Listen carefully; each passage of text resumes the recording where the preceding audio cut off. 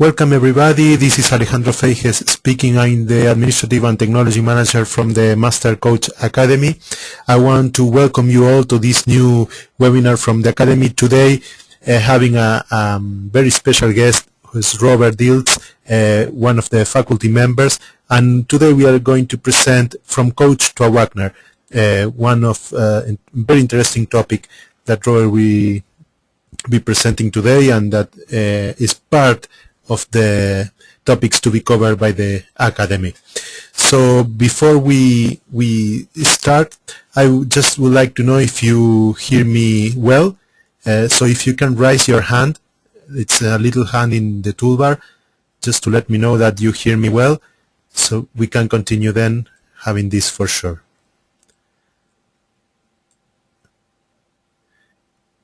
Many thanks for the feedback, many thanks for the hands. I will down the hands now, so they are not confusing us later. So before starting with the webinar itself, I will take just 3 or 4 minutes to share with you 2 announcements. The first one is about the Mastering Coaching Day that we are going to celebrate in London on September 19.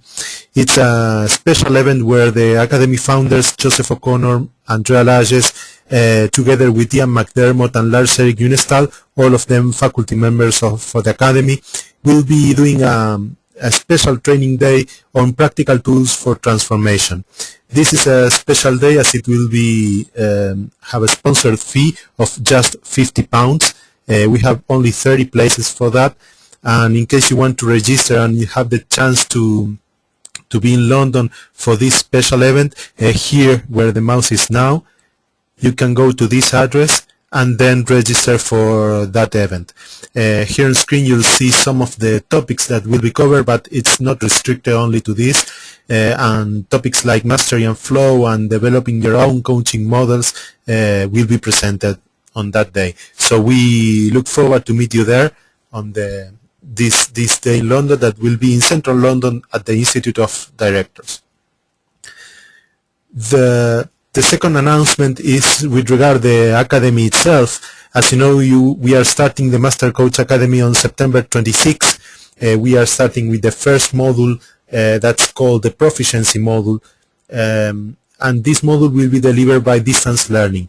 So you don't need to travel or be in London to take this module. Also, the second module, Prosperity module, will be delivered by distance. So the first 2 modules could be taken from anywhere without traveling. The invitation then is to, if you are interested on taking such training, such specialization on training, to contact us at this address, info@Master Coach Academy. We can send you all the details on the program, and help you to be sure that this program is what you are looking for. Considering that also for this first year we have a sponsored fee for the program of £4,000 for the full program. It's at 25% less than the each module taken separately. If you take the full program, you have this discount, and also you have will be our guest for 2 training events in London on the 18th and the 19th September. And finally, because of being here today and sharing your time with us, there is a 5% discount if you enter the code MCA September when you register, and this is valid until September 8. So please get in contact with us, and we're happy to talk with you and guide you through the Academy and how it can serve to your coaching and your business development. And finally, it's time now to start with the webinar and to welcome Robert. Robert, as you know, is leading a major developer on the fields of neuro-linguistic programming, NLP, and coaching.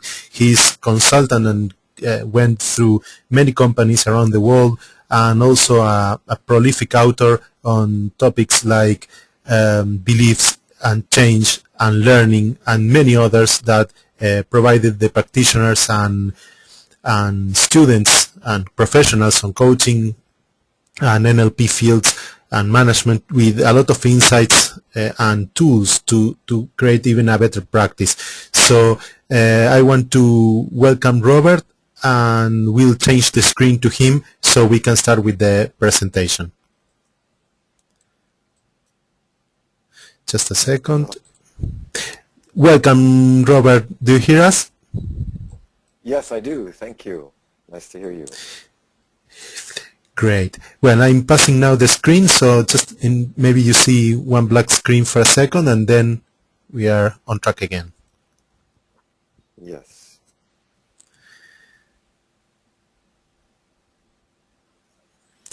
Great. I think it's visible for everyone. Yes. So Okay. Well, many thanks, Robert, for being today with us and creating this space for sharing. So all yours, the webinar, and thanks again. Thank you, Alejandro.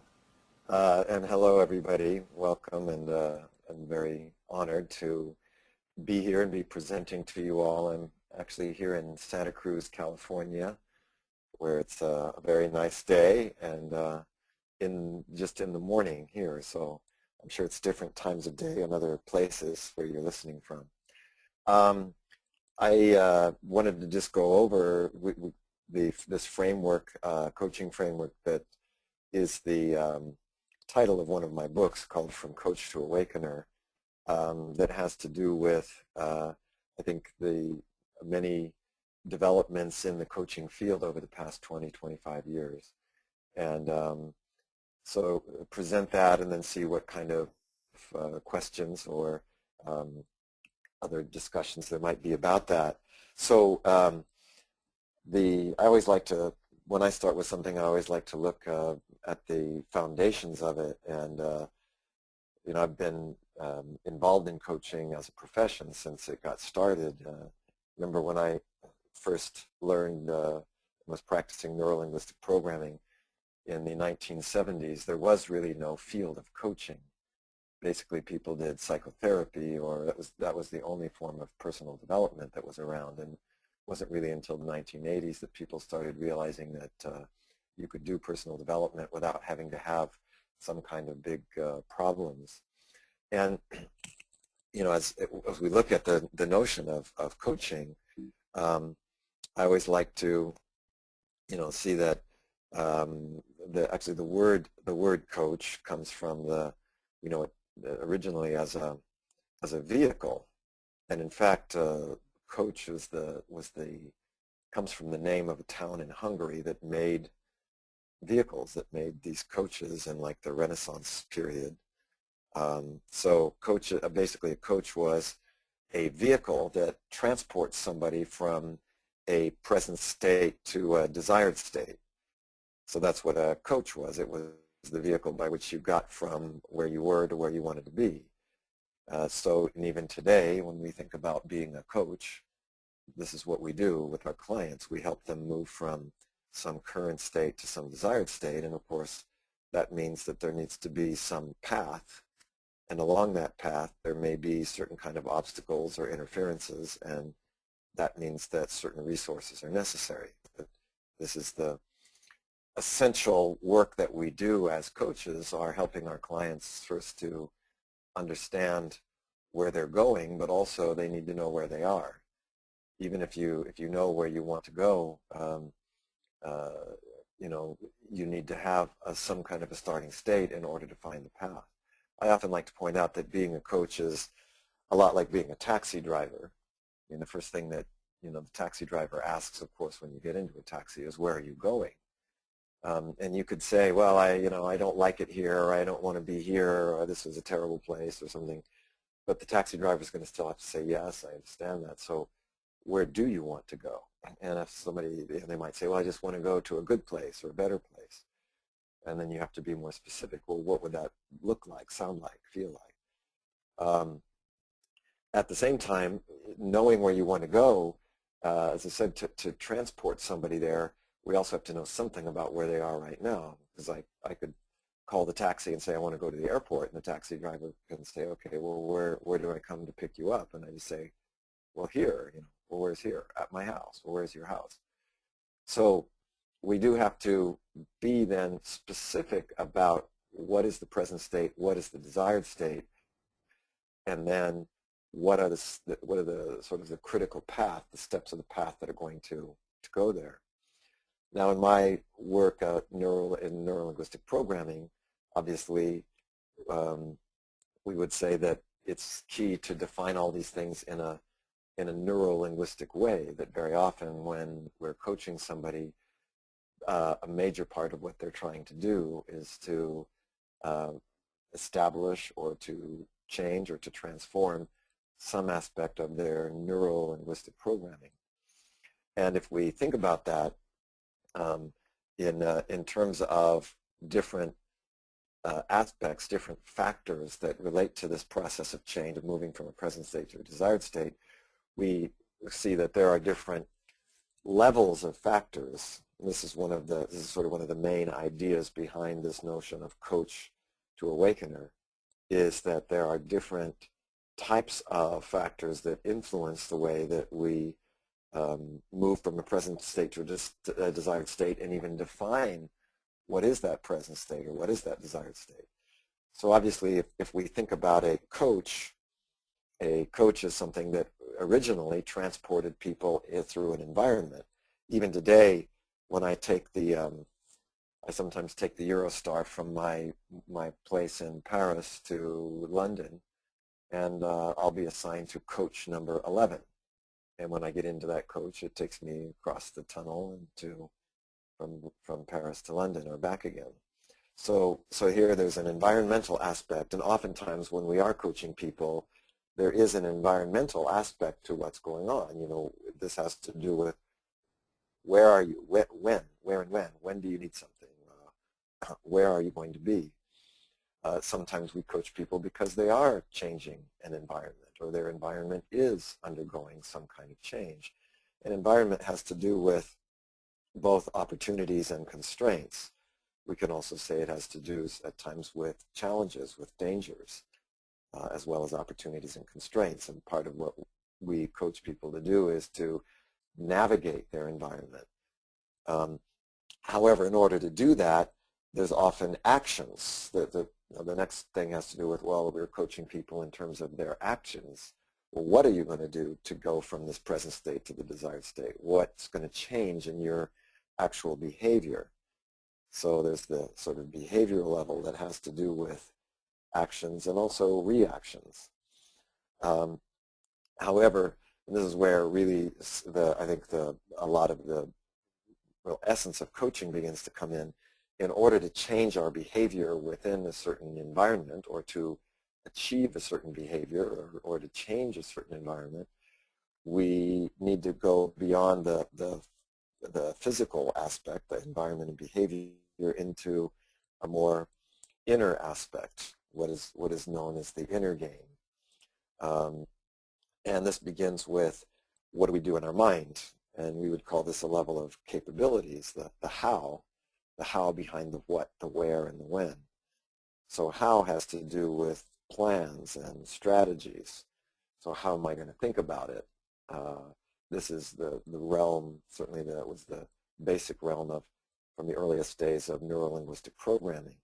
How am I thinking about what I want? How am I thinking about my present state? Is it the way that I'm thinking about it that is limiting me?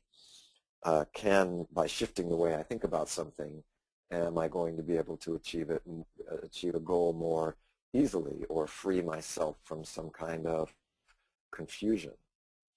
However, and this is where I think we begin to move into the idea of moving from coach to awakener, we then at times need to go even deeper than that. And I would say that, you know, the basics of what we call small C coaching with the small c, is basically on these lower three levels: how, what, where, when. What am I going to do? Where and when am I going to do it? How will I do it? But when we begin to work with people that have, I think, more challenging issues, life change issues, where I know a lot of the organizations that I've worked with over the past 3 or 4 years, because of the financial crisis, they're not just changing their strategy or their tactics, they're having to reinvent themselves, and the same with coaching clients. A client who is facing a serious health issue it's not just a matter of changing plans. There are other things that have to shift, and here's where we go into the level of values and beliefs, the whole notion of motivation and permission, or the level of why. Why am I trying to achieve this desired state?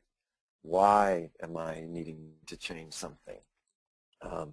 And this is probably one of the major areas of, I think, large C coaching, is how we help people to, in some ways, free themselves of limiting beliefs. That very often what we say in NLP is that the map is not the territory, but the map is all we have to go with. That means that it's our map of what's possible. It's our map of what is available to us that determines how we act in the world. So our beliefs are a very powerful force in shaping that.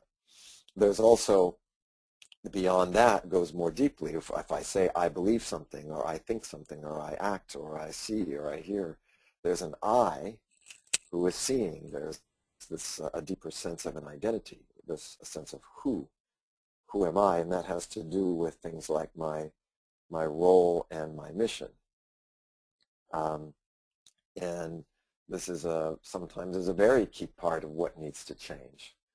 When I am coaching, recently there was a very well-known financial institution, French financial institution that I was coaching. They have 4 co-chief executives, and in 2007 they were voted to be the best bank in the world, and that was judged by, not only their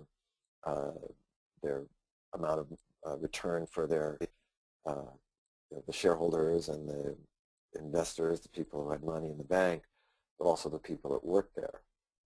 Then they got caught in a rogue trading scandal, and the financial crisis happened, and they were fighting for their life 2 years later. And now they're trying to completely reinvent themselves. So who they are as an institution has completely shifted. It's not just even a matter of changing their plans or their actions a little bit, or even some of their values. They've got to really look at who they are and become something different.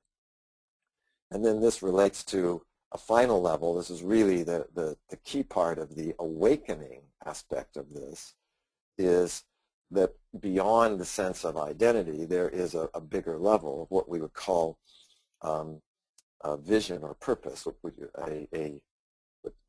could be known as a level of spirit or a spiritual level. And by that, we don't mean religious. It means a sense of belonging to something or serving something that is bigger than yourself. So this notion of a spiritual concern is about a sense, it's a personal sense of, or an organizational sense of what is bigger than us that we serve. And this has to do with these questions, for what and for whom do I exist? So this forms a hierarchy.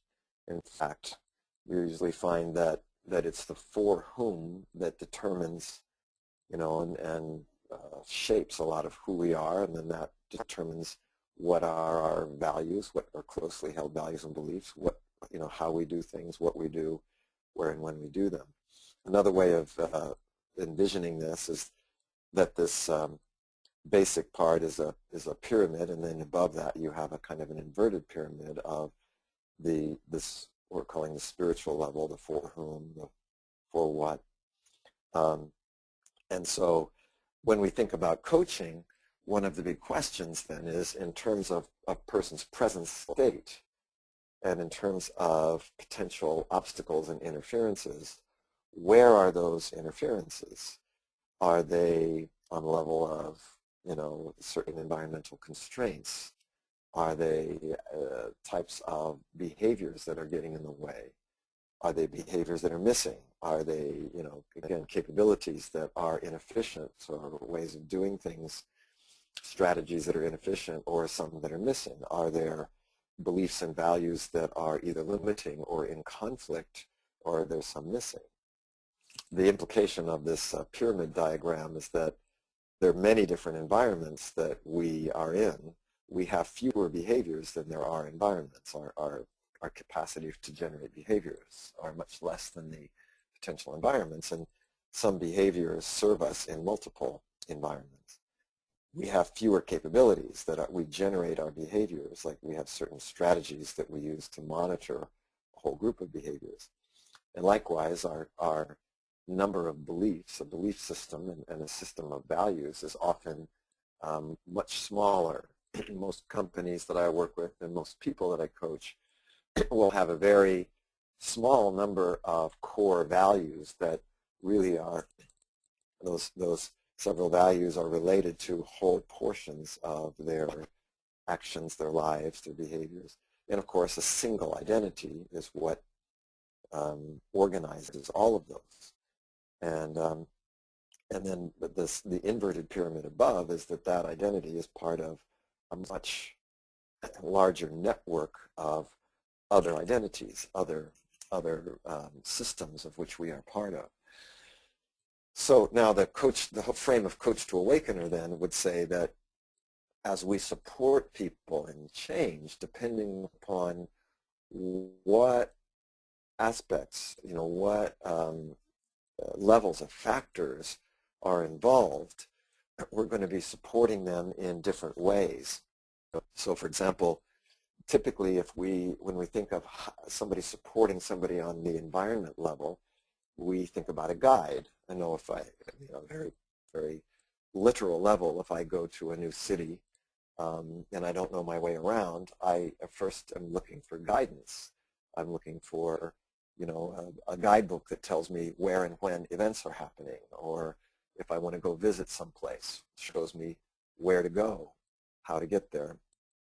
But we also say that there's a certain aspect of caretaking, that is that there are certain environmental resources that need to be provided in a company. That relates to very practical things like time, money, space, equipment, etc. So oftentimes when we're supporting our clients, we are helping them to find these environmental resources, or we perhaps have been through a territory before, certain life territory, and we can guide them. However, when you think about it, I'd say it's sort of the lowest level of coaching, in the sense that we are providing much for the client. As a guide, you're basically in charge, and we know that in most of what we're trying to accomplish in coaching is to empower the client, not to necessarily take over for them or show them the way. So this is where we go to the next part of what I think it really begins actual idea of coaching proper, although I would say it's probably more the small c version. All of these levels are coaching. A coach is a guide at times and a caretaker at times. On a behavior level, a coach is like a sports coach. When we think of a sports coach, it's somebody who gives people feedback, who gives them encouragement, who helps them learn how to do something on their own.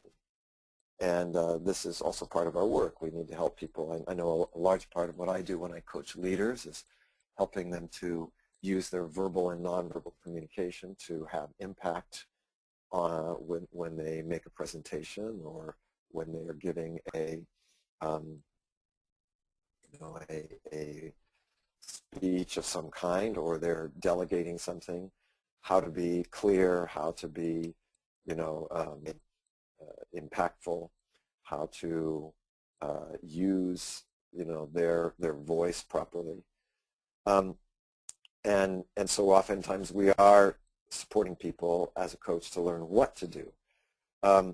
But we also at times are, especially in this, what I'm calling the small c coach, we are at times teachers. We are helping people to learn something, to develop their own roadmap, or we sometimes even present them with some kind of a roadmap or a strategy, help them think through something, walk with them as they go through and give them feedback about how they're thinking.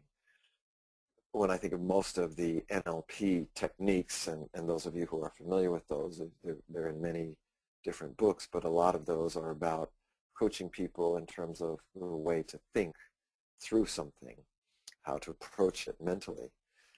As we move into the large C coach, though, we become more than a guide, a coach, as in the sense of like a sports coach or a teacher. We become also a mentor, an advisor, where we are helping people to sort through their emotions and their motivations. So as a mentor, we do as much or more listening than we do advising or speaking. And it's really also very often a mentor is somebody who is a role model as well.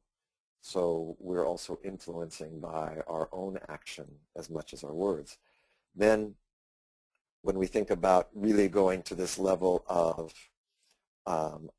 awakening, we have the shifting and supporting people on an identity level, or what we would call sponsorship.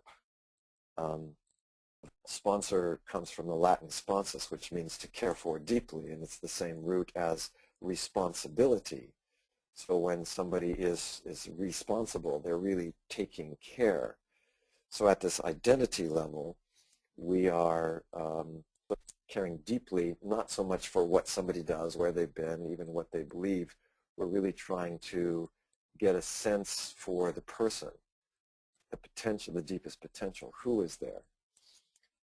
And then when we get to the level of what I was calling the spiritual level, or the spirit level, that is the person's sense of a larger mission, a purpose, a bigger vision, this is where we are helping them to awaken. And we, as a coaches, are a bit more of an awakener. Just as an example of this, I had a client the last year. He's a chief executive, young man in his late 30s. He's a chief executive of a pharmaceutical equipment company, and this company had been very successful even through the recent financial crisis. This company had been growing, and this man had gotten started with the company a few years before and had already grown and reached the level of chief executive and was doing very well outwardly. But the reason he was coming to coaching, the way he explained it, is he said, you know, I'm the chief executive, and there isn't very much farther for me to go in this company. You know, I could become the chairman of the board, but you know, as I'm looking at it, I'm 38. I have at least another 20 years to go here. Says, and the way that things are structured, I don't feel like I am really able to somehow, you know, anyways, somehow something is missing. The way he put it is, he said, I have a very secure job. I get paid a lot of money. I get a lot of acknowledgement. It's very stable.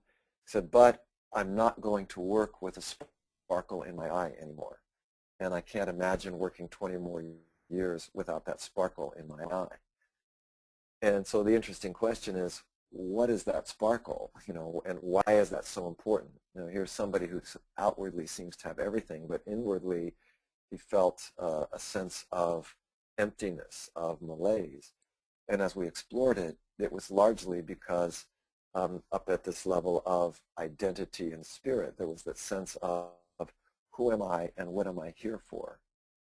He, as we explored this, one of the things that he had even been contemplating was completely quitting his job and going and just doing some kind of service work, because that's what his heart felt that it wanted to do. So anyway, it became a very interesting thing. And on the other hand, he had a wife and 4 children and couldn't just abandon everything. But I think very clearly there was a level that needed to be brought into this and aligned. So so then as part of being an awakener, then we are looking at this area of these upper levels: values, beliefs, identity, and spirit, or we can say vision, purpose. So just to focus for a moment on sponsorship, and for example, the way I was coaching this particular person, the first thing is to realize, okay, it's not just about a little change in his daily activities. It's something where he needed to go more deeply into the sense of who he was. This slide on sponsorship, as it says here, that I think a very revealing quote by the philosopher Albert Camus, who said, "Until a person has been seen and blessed by another person, he does not yet fully exist." So sponsorship then is about seeing and blessing the essence of the other person.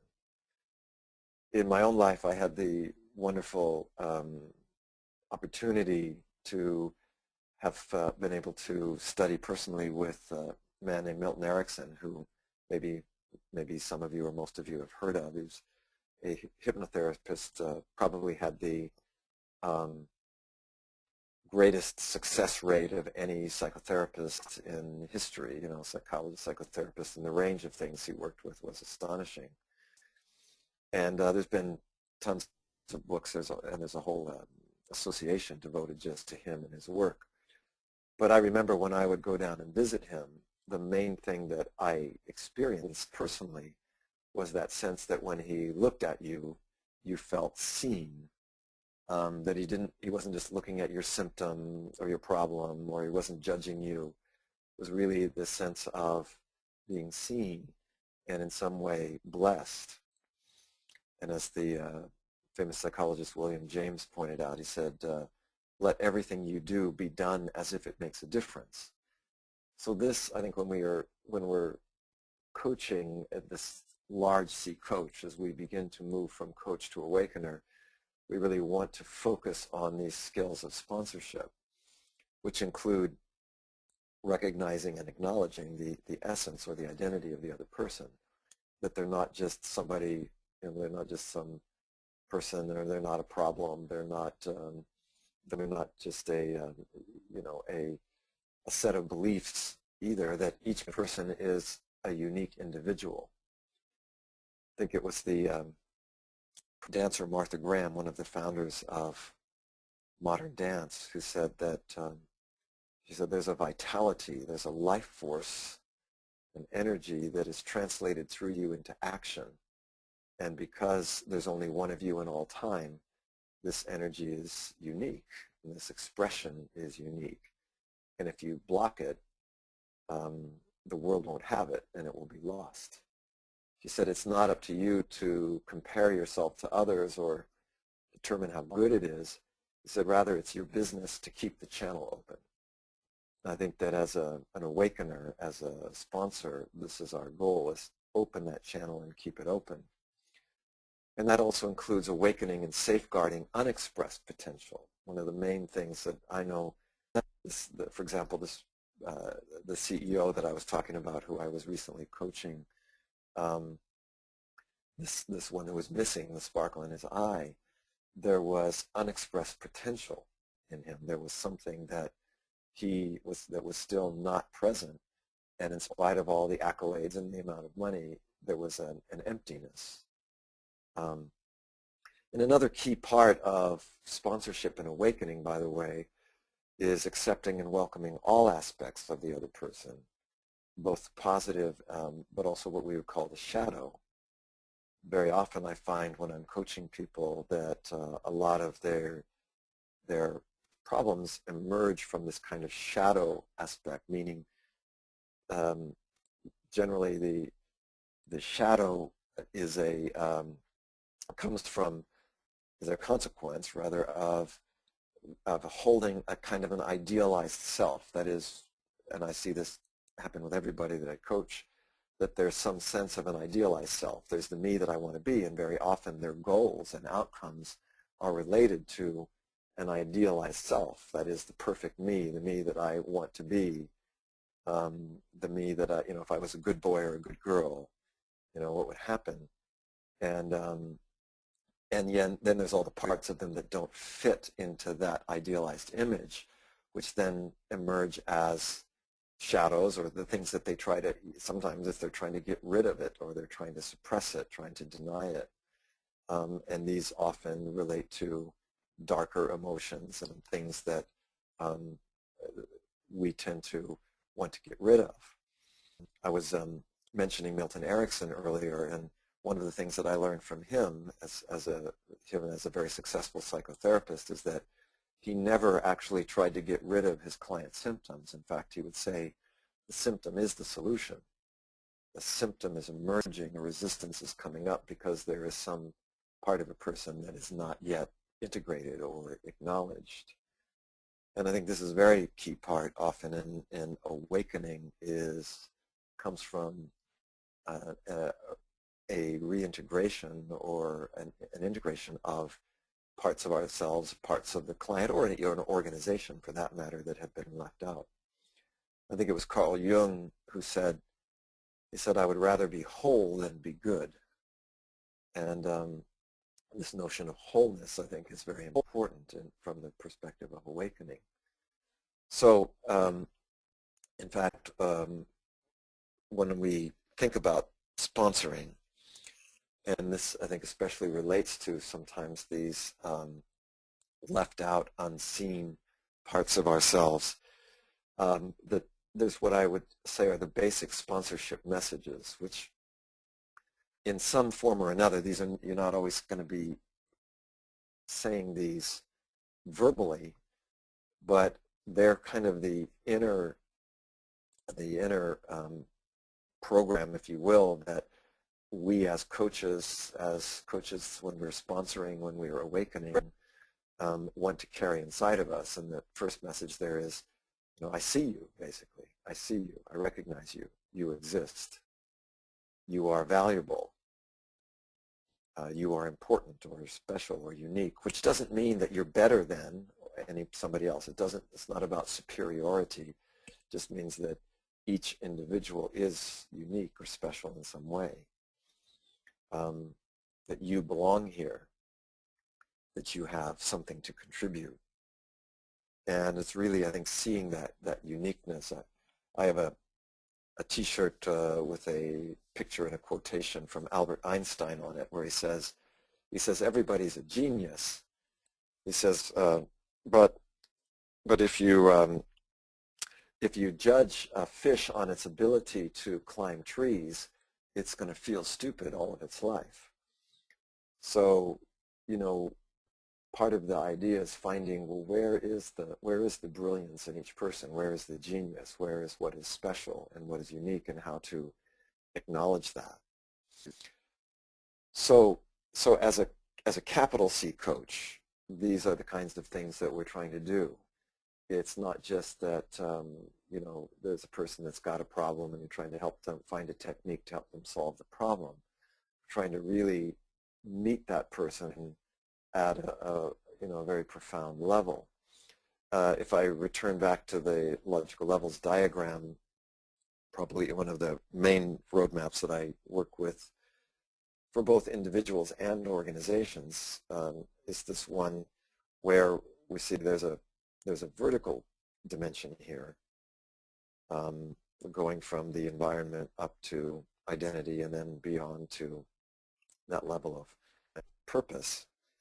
And with the exploration, of course, is going to be up at these deeper levels. And here you see what I often find, especially at this level of identity, that there are two, it's a sort of a horizontal dimension, where on the one side there is what is typically called an ego, and on the other side what was called a soul. And by ego I don't mean Freud per se, and by soul I don't mean religion per se. Ego, what I mean by ego is it's the self-perception of somebody. That comes from growing up in a particular society, a particular family. It's more of the map of who we are that comes from our sense of a separate self. When we think about our sense of the I as an ego, it's where we're concerned with our own survival, our self-benefit. We seek to control. We have an ambition. And I find that this is a very, very important part when dimension when I'm coaching people is this is often one of the reasons people come into coaching. They're trying to survive. They're trying to get by. They're trying to increase their benefit. They're trying to, increase their money, or they're trying to get a better life, or they have some kind of an ambition. Ambition in this sense means, they want to be the first, the best, the most, or they're trying to get more control. And those are all key parts, and there are different levels there. It's about myself, what I want, my role. Very often, what's key here is to getting permission, and because of the sort of ego side is oriented towards survival. It's looking for constraints, dangers, how to react properly, finding cognitive tools, and all that's a very important part of coaching. But as I was saying, that's not necessarily the part that brings the sparkle into the eye. That's what I would call the soul side. This is really where you get to this notion of awakening. So when we ask the question for whom, it can be for myself. I want more for me. I have my ambition. I want to grow. I want to provide, I want to provide for myself. On the other side, you have the system, the bigger system of which I'm a part of. I'm trying to create something that's beyond me. So it's about service. It's about contribution. It's about connection. So vision, mission, motivation, meaning what am I? It's coming towards something. Usually here is where emotional intelligence begins to come in. And the orientation is towards opportunities to be proactive. And oftentimes when I'm coaching, I find that people struggle between these two things. Like the guy that didn't have the sparkle in his eye. He had managed to reach his ambition. Everything was under control. His survival was guaranteed. He had a lot of acknowledgement. But as he said, there's no sparkle in my eye. I don't feel I have a sense of purpose. There's nothing bigger that I'm serving.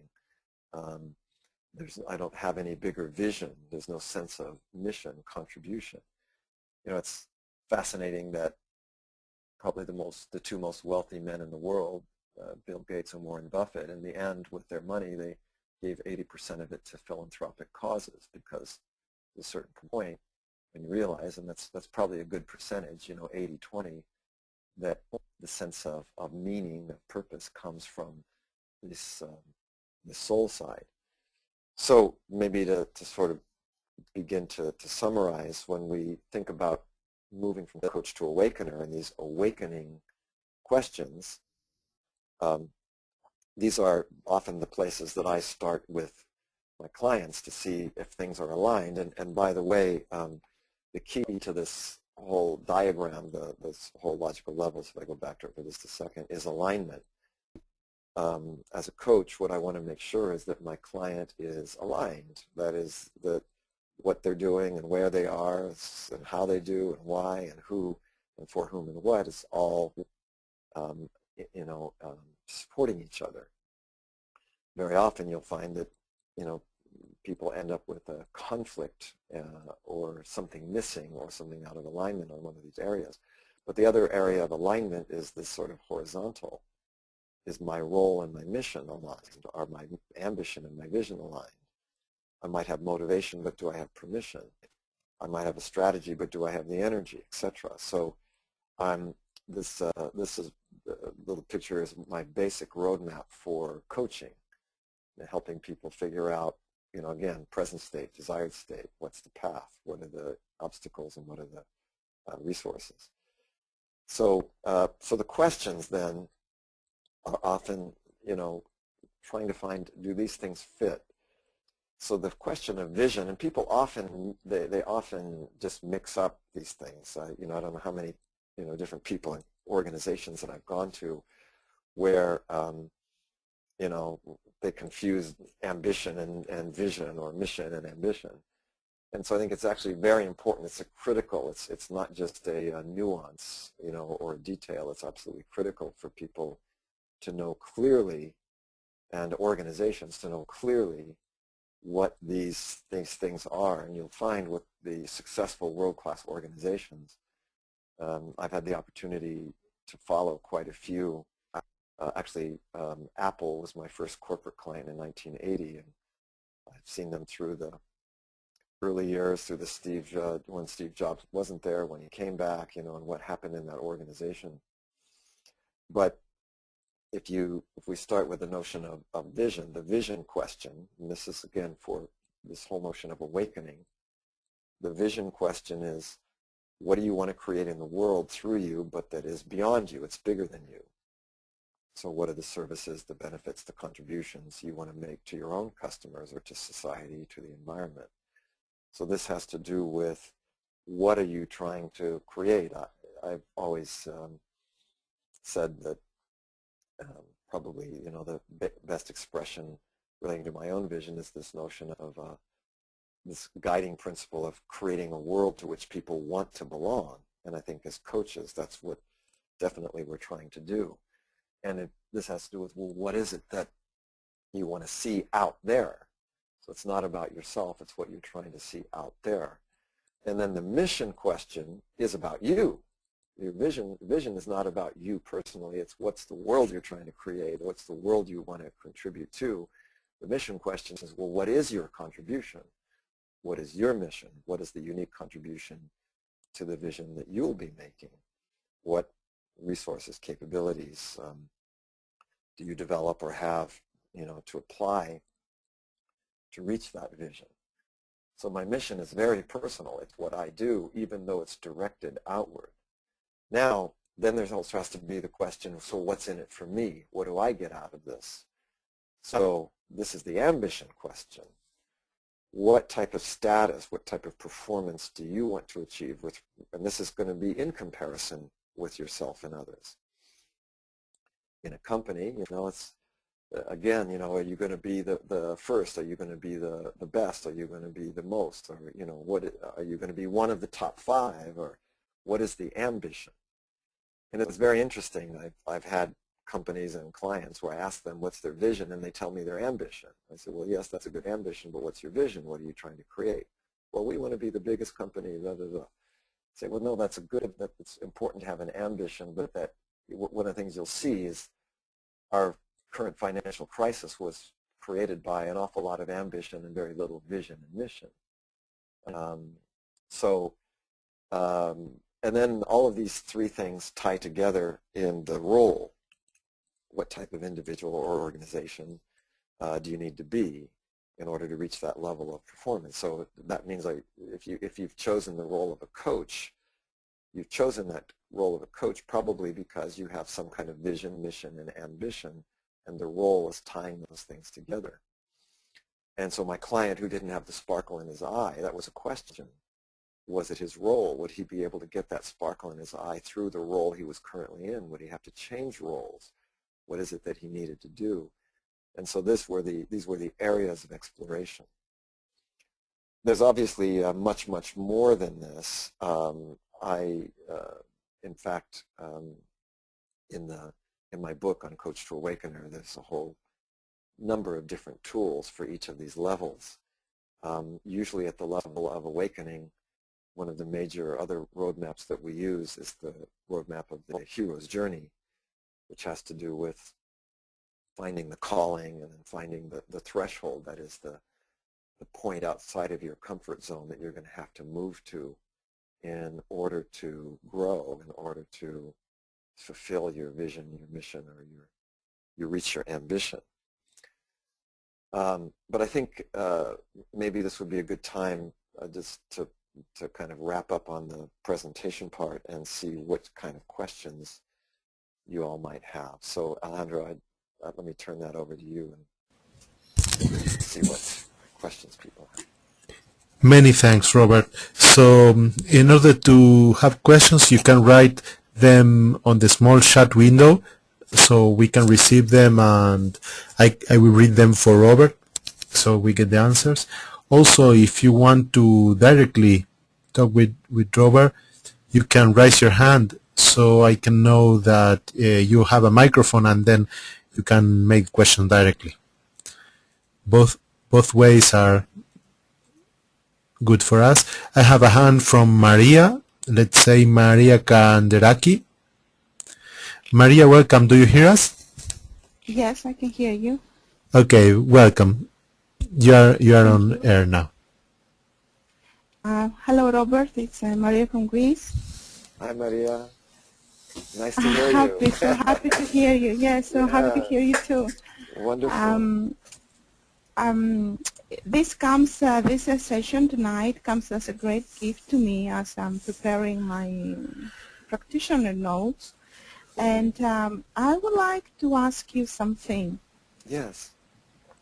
How about helping people, especially now in my country, to define the frame between, or the frame between vision and mission and ambition and role when the whole system is just collapsing?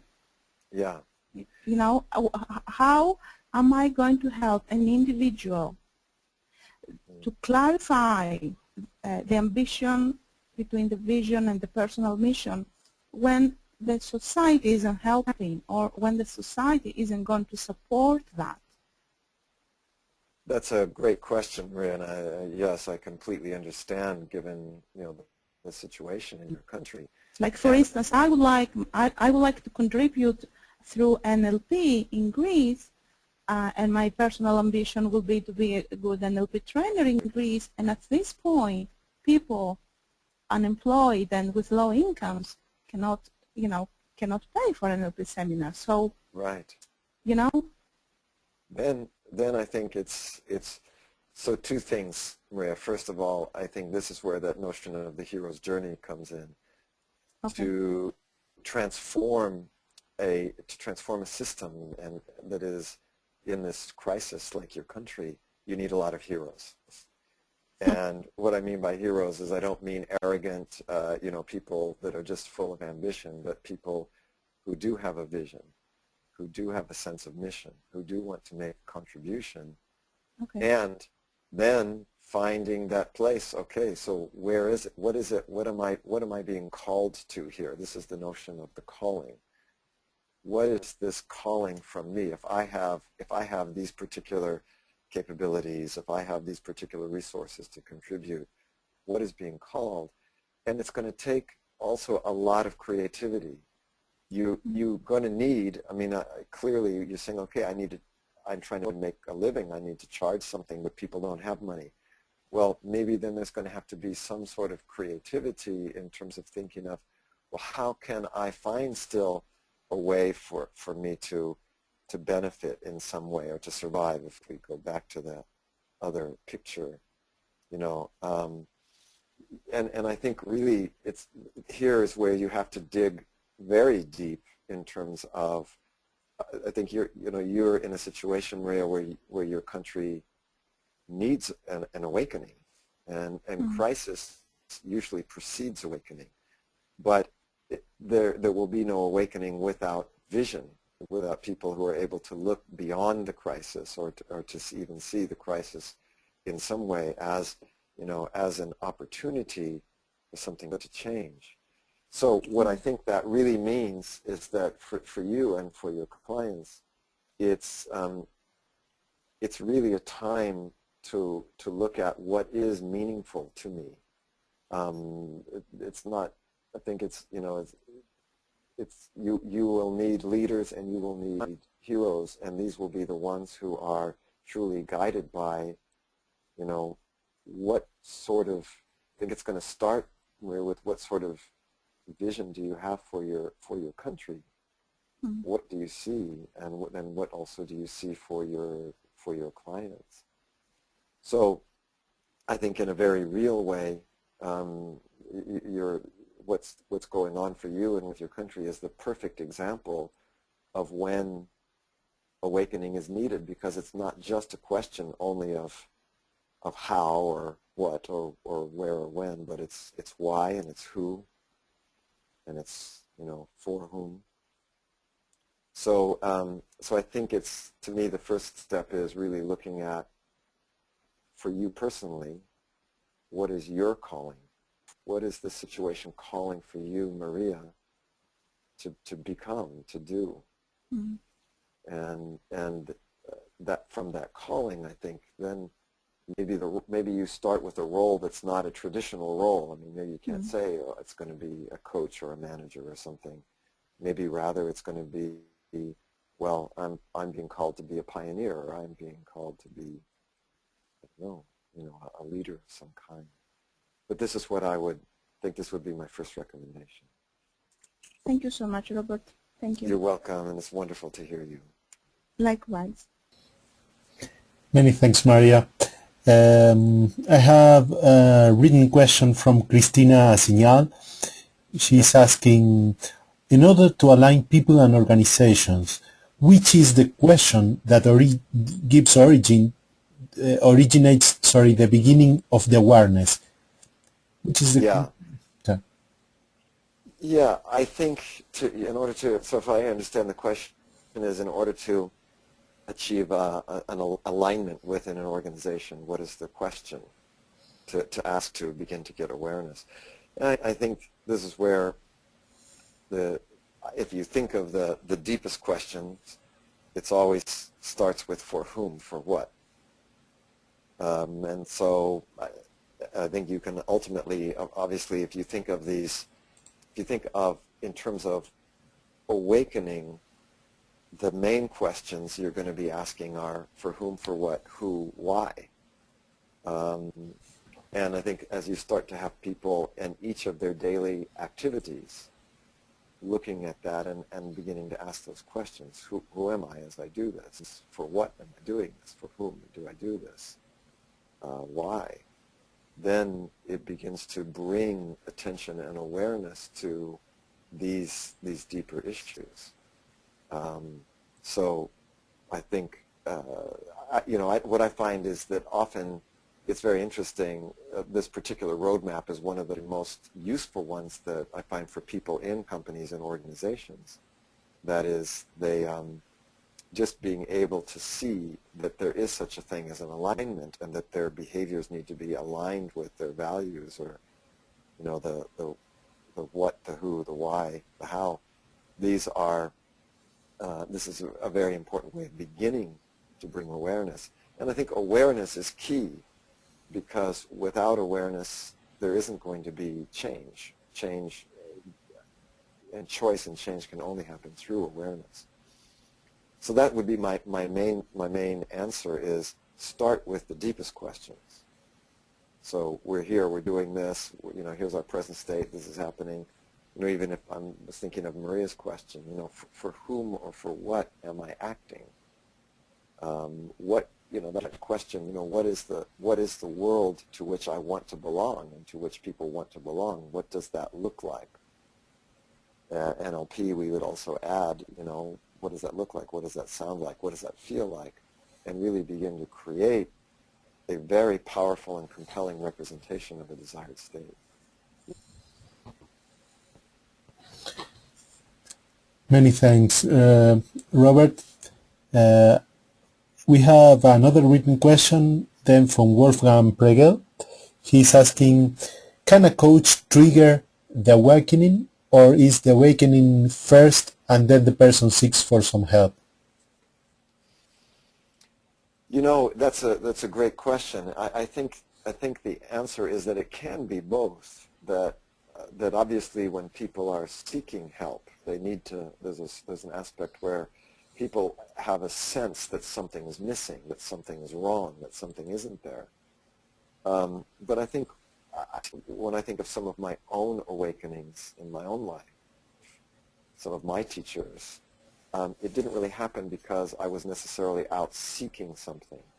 The awakening came through meetings with key people, through awakeners. That is, having a conversation with somebody who asks a question or says something, and suddenly a light goes on, and I see something more clearly. So I think both are ways to achieve awakening. However, I think that, in fact, the kind of an interesting thing about being an awakener is that it's usually not something that you're specifically trying to do. You're not trying to so much to awaken somebody as you're interested in them. You're wanting to contribute something, to support something in them, or you're just being this is, I sometimes, one of my programs is a program on coaching and charisma. And charisma is that quality that we know that really effective leaders and coaches have, where there is something really unique or special. And charisma, actually, speaking of Maria, charisma comes from the Greek word charism, which means gift, divine gift. Like it's your divine gift that you receive. And people that have charisma are those that are living from that place. And often when we live from that place is what's called charismatic leadership. It's not because you're manipulating people or because you're clever. It's because you are completely in a connection with and aligned with your own purpose, your own vision. And it's through that you awaken others, is by the sense of congruence and personal alignment. So I think, again, to answer that question is it can come from either place, that either people they're seeking change because they know that something is missing, but you can also trigger it by asking questions, by just being yourself. Many thanks, Robert, again for a wonderful answer. And we are on time. If you agree, we can do 2 more questions, and then we close the webinar to respect the time we defined for the meeting. Yes, sure. So the one question is from Judith Schneider.